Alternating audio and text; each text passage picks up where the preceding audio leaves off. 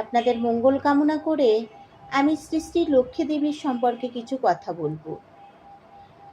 আমাদের ৩৬ কোটি দেবতা, তাদের সকল দেবদেবীর একজন করে বাহন আছে, যে কোনো পশু পক্ষী নিয়ে তাদের বাহন। এখানে দেখি মা লক্ষ্মীর বাহন পেঁচা। এই পেঁচা কেন মা লক্ষ্মীর বাহন হলেন সে বিষয়ে একটু আলোচনা করব। তাহলে চলুন জেনে নিই লক্ষ্মী দেবীর বাহন পেঁচা কেন।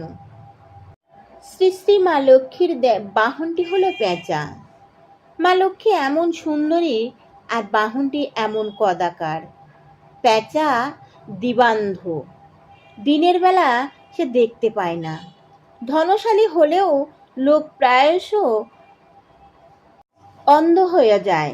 ধনী হওয়ার আগে ভাবে ধন হলে সকলের উপকার করব, আত্মীয় স্বজনদের সব দুঃখ কষ্টের সঙ্গে থাকব, তাদের পাশে থাকব। কিন্তু ধন সম্পত্তি পাওয়ার পর সে পেচক হয়ে যায়। লক্ষ্মীমান হইয়া চক্ষুষ্মান এমন মানুষ কি নাই? আছে। লক্ষ্মীর বাহন পেচক, তাদের প্রতি ভালো কথা বলে।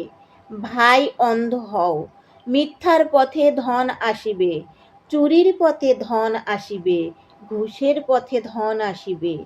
এইসব বিষয়ে অন্ধ হইয়া যাও।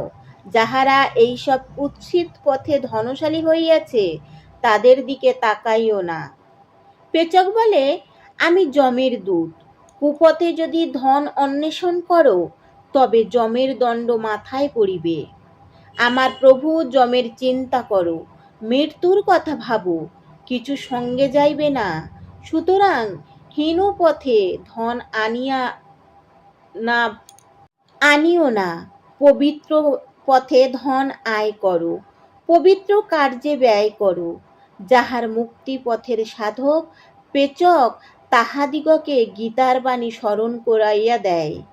শ্রীকৃষ্ণ অর্জুনকে বলিয়াছেন, যা নিশা সর্বভূতনাং তস্যাং জাগর্তি সংযমী, যস্যাং জাগর্তি ভূতানি সা নিশা পশ্যতি মুনে।